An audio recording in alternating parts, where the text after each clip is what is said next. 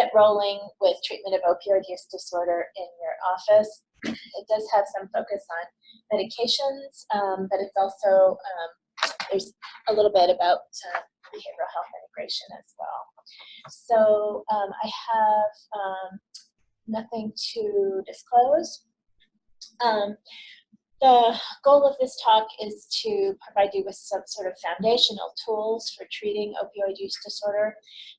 Every program is different, has different team members, resources, scheduling, and so you'll probably need to think about what applies to your setting and what doesn't. A lot of what we're talking about applies to office-based treatment with naltrexone, but the talk was focused on treatment with buprenorphine. When we speak of buprenorphine in this training, or use the term bup, we're really referring to buprenorphine naloxone, because monotherapy is generally reserved for people who are pregnant. So we'll talk about tools that are useful, screening of patients for their appropriateness for medication treatment, and looking at different options for how to do the induction. Certainly, treatment of opioid use disorder is highly effective.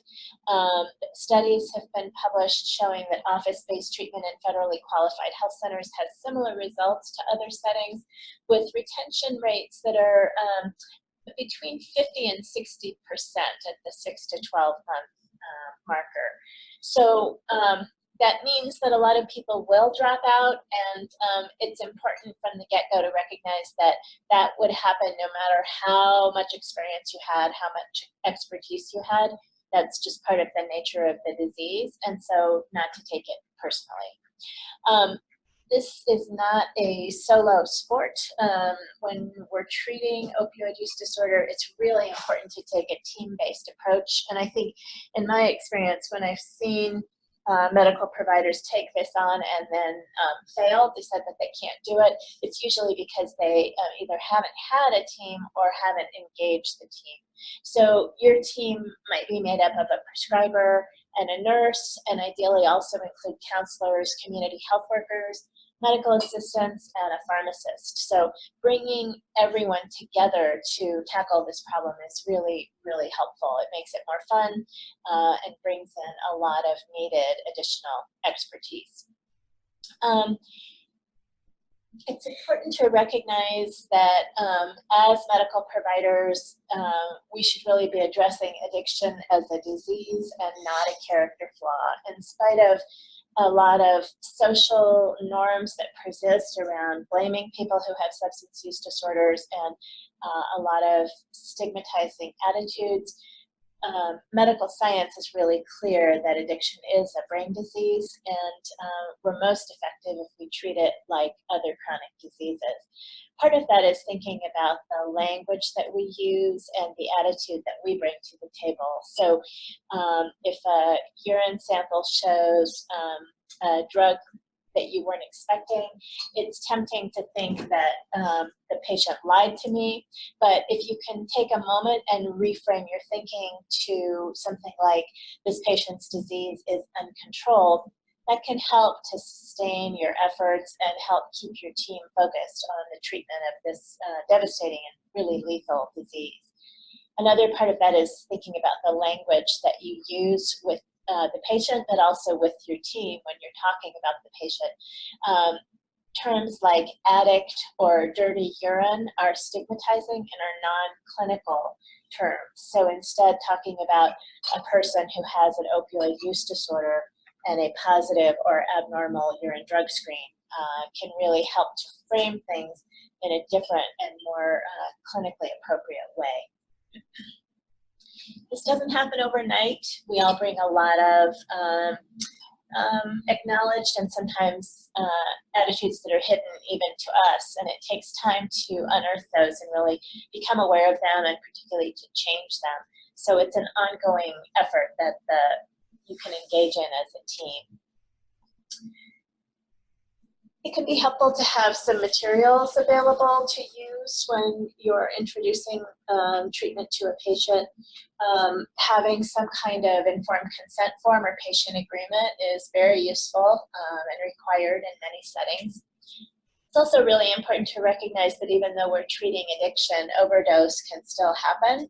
And so overdose education information is very important, and ideally to provide patients with training on how to use naloxone right then and there is particularly helpful. Patients are often frightened of the induction process. The process is starting the buprenorphine, and so having a handout about that, and particularly a handout about inductions that a patient's going to manage at home, is very useful. You can consider a wallet card that would tell a first responder that a patient is being treated with buprenorphine, because it can have implications for pain management in an emergency situation. And then finally, you'll probably want to have information about local recovery resources, such as 12-step meetings, smart recovery meetings, maybe even detox or rehab facilities in the area, church-based recovery groups, etc., so that people have those resources readily available. So who is appropriate to treat with medication treatment for opioid use disorder?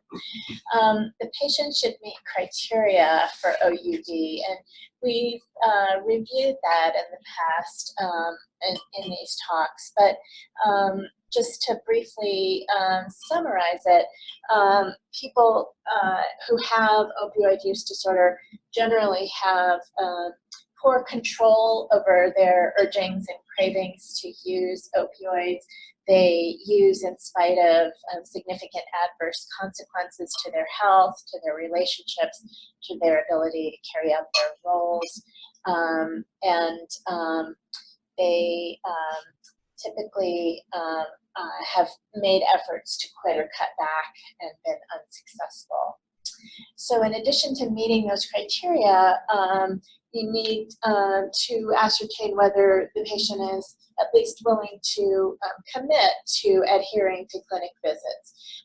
That may be a dicey proposition for some patients if they don't have transportation, or if, as with many of our patients, they have very chaotic lives, but at least being willing to plan to attend clinic visits regularly scheduled is important. Some clinics do require an agreement to stay on treatment for a particular minimum time period. You can think about whether that's something that you want to do. And in general, treating patients who are using benzodiazepines should be done with caution. If they're prescribed, it may be wise to help the patient to wean down to lower doses. If they're used on the street, I would be particularly careful because of the risk of high-dose benzodiazepine use and opioid use together, including buprenorphine use, setting them up for overdose. And finally, if the patient's on methadone at the time that they're wanting to start buprenorphine treatment, thinking about why they want to do that, and then helping them to taper down to a low dose of methadone to make the transfer easier could be helpful. Labs prior to starting buprenorphine treatment. Everybody's going to have a slightly different approach to this, but it's reasonable to check for HIV, hepatitis, how the liver's functioning, and a pregnancy test for women of childbearing age, and if indicated, perhaps a TB screen. Urine drug screening would also be part of your initial evaluation, and you want to use a screen that captures a lot of important substances, so particularly opiates, synthetic opiates like oxycodone, methadone, and fentanyl, if you're in an area where much fentanyl is being seen, benzodiazepines, cocaine, amphetamine, methamphetamine, and barbiturates. take this down for a minute. So what are your thoughts about what you might be looking for in an initial urine drug screen? Let's say that you were